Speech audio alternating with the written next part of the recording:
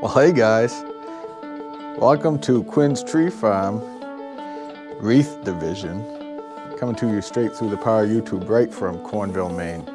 That's right, I said the Wreath Division. So tonight we're working in the new wreath shop, factory, creation place, whatever you want to call it, I don't know. I went ahead and purchased this bow making machine from Sheerlund Products, Sheerlund Company, whatever they're called, Sheerlund, out in Pennsylvania. They do all kinds of holiday decor, Christmas especially, and Halloween and trinkets and stuff like that. And they have some other really good machines. That's where I get my tree drill from and tree shaker, and got this bow making machine and the ribbon from. Hemming and hawing about bows and how to make them, and Dad made all my bows for me in the past, and I thought it was going to be a tall order to say, hey, can you make me 700, 800, 1,000 bows? And I looked online, and this bow machine was about 75 or 80 bucks, I think.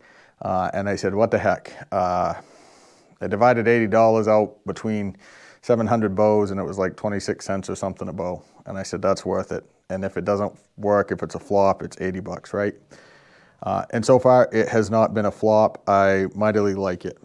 The first thing is that I found is you have to put your, well, let's go over the machine first. So the machine is set up so you put your main ribbon here. This is a secondary if you want to do like a double or an accent bow with an extra piece of ribbon. That will come into play. This is your ribbon gauge holder, ribbon gauge holder. This is your ribbon holder, so it holds it in line. Now, pay attention. I wasn't paying attention, and it's important. You've got to get the ribbon on right, okay? So it's like the toilet paper argument. Do we go over the top or we go behind the roll? And we all know that it's over the top, right? There's not even a debate. So we're gonna go over the top. We have to roll it off forward, just like that. So you want that side on the front. I learned the hard way. Step 2, this is our bow maker. Now the cool thing about the bow maker is it's got all these screw holes, so I can actually make different size bows if I want. Like if you wanted to go make a little wickle bow down here, we can make a little wickle bow down here. Or we can make a medium-sized bow. It even has a bow extender, and you can make a bow that's this big, up to 14 inches, I think they said, so you can do a really big bow. So we can do wickle bows, medium bows, and big bows. Today we're doing a regular medium bow for the good old classic 12-inch. We're using red number 40, because, you know, can't go wrong with red number 40. Couple of things that I've noticed. The first one is get your setup straight every time, and once you get the hang of getting this set up straight every time, you'll be good to go.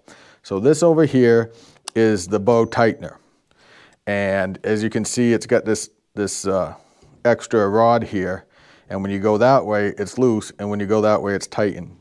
And you'll notice you want it out like this to start, and when we go to take the bow off the machine, you loosen it up. This here is your ribbon holder for your tail. For your tail number 1, because we have tail number 1 and tail number 2. So this is your tail number 1 holder. So simply you start out and you come around this side. Now I'm right-handed. If you're left-handed, I assume you could flip this whole thing around and do it backwards. But for all your left-handers out there, like I'm sorry, but you know, you're on your own on that one. So you take that and you clip it. You're gonna clip it into here. And you'll see this better, I think, when we flip it around. And you clip that into here. Now I use this as a measuring stick. So like the length of my tail. It's not gonna be this long, it's actually gonna be this long coming around, but you'll see that in a bit. So now we're all set up. So we're gonna make the classic 3 bows with the nubby in the front, the little clown nose in the front. And they're gonna look like this, kinda, sorta. And you start out, and you go around 3 times, counting to this pin, not this pin, this pin. We count to this pin. So, 1 turn, 2 turns, 3 turns. At 3 turns, we're gonna stop. I'm gonna take my little flower wire. I got a big box over here, and you can get this at Sheerlund too, or other places. I'm not a spokesman for Sheerlund, but maybe after this video, they'll put me on. We're gonna take kind of to the middle here. We're going over this tail at the bottom and the 3 loops at the top. And we're gonna fold that down, and you can't see it on this side, but I'm taking a twist and making a half twist. Now this works for me the best. In the original Sheerlund video, he does it a little bit different, but this works really well for me. I then take it and I turn it back around, and you'll see this better on the other side. See, that's how I get you to stay with the video and stick around, and you'll have to fast forward so you can't skip. And I crease this back, and then I take it again, crimp down, make a little half turn. And apparently this is a little bit short on wire. This wire is a little short. And then I'm gonna come over here, and I always have trouble doing this, measuring right, and I'm gonna cut that. Now I'm gonna take my bow loosener, tightener, and we're gonna slide it off. And that's the bow, all done, right? Looks great. Not so much. So this is tail number 2. Tail number 2 comes down, and tail number 1 comes out of the bottom, okay? So those are your 2 tails. Get that wire out of your way. Those are your 2 tails, just like that, okay? There's 3 in here. The inside one, the one you first made loop, that goes down to the bottom. Down to the bottom. And the outside one goes up to the top and up to the top. And then you take your little clown nose in the front, I give it a little twist there to kind of bring it out. And there's your bow. Again, I'm still having trouble measuring, and I got to get better at that, because that's wasted, that's wasted material, and that's revenue. And then we're just going to give it a little, strong work, Quinn.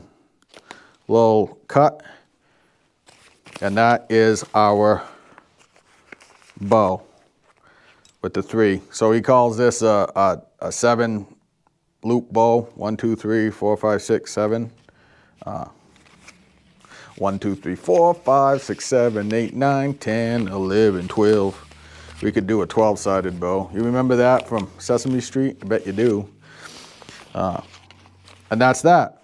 Now, the cool thing about this bow making machine,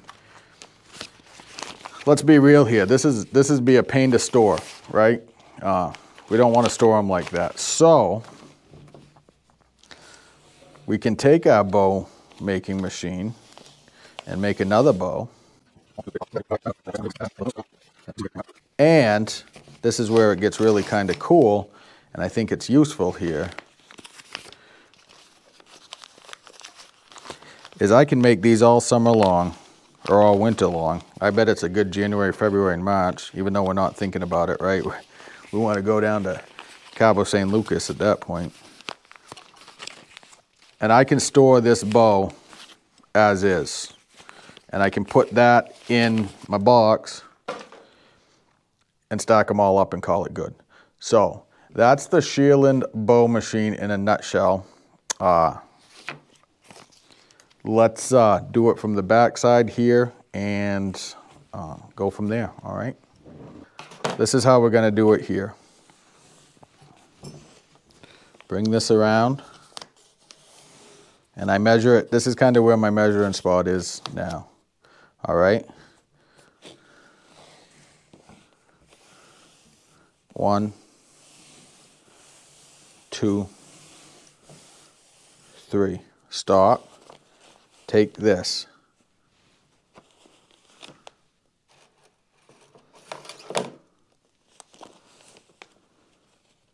Take the loop.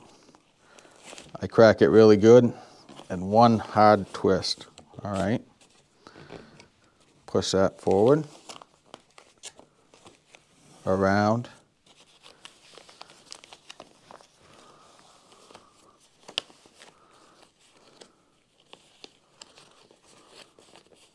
Second loop.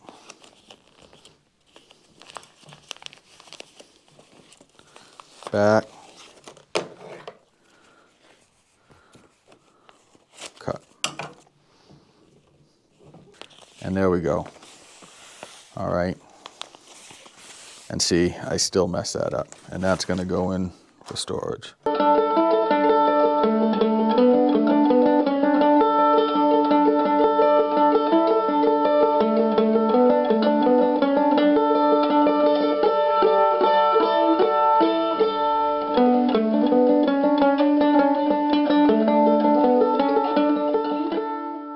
Yeah, that's kind of the Sheerlund bow making machine in a nutshell. You can do different size bows, so like I could go around 4 times and make a 9, or I could go around just twice and make a 4. I think that's what is kind of cool about it. I will tell you a couple of things. You're going to get tennis elbow in your arm, your bicep's going to get tired, just like shearing in the summertime. That spinning gets you going. And then the other thing is, once you get the wire going after a while, you're going to end up, at least for me, I want to put some Band-Aids on to help alleviate where that wire goes around my hand. Other than that, I think this is a hit. I can make 1 bow a minute, and I'm a big old goofy dude that probably doesn't have the best hand-eye coordination and dexterity. So I think if somebody got really good, they could probably make one every 45 seconds or so. But it's definitely a hit in my book. It was worth the $80. Yeah, I would recommend it. Hey, hit the subscribe button, hit the like. You know, they always ask you to do that, but it helps a lot. I want to get to 1,000 subscribers. I'm so close, I can almost feel it. You know, help a brother out. You know, I'd really rather feel bad in Maine than feel good anywhere else. Keep updated for some more wreath making demonstrations and other things as we get going in the bow and wreath making world. And Daragirl, my friends, I'll see you soon.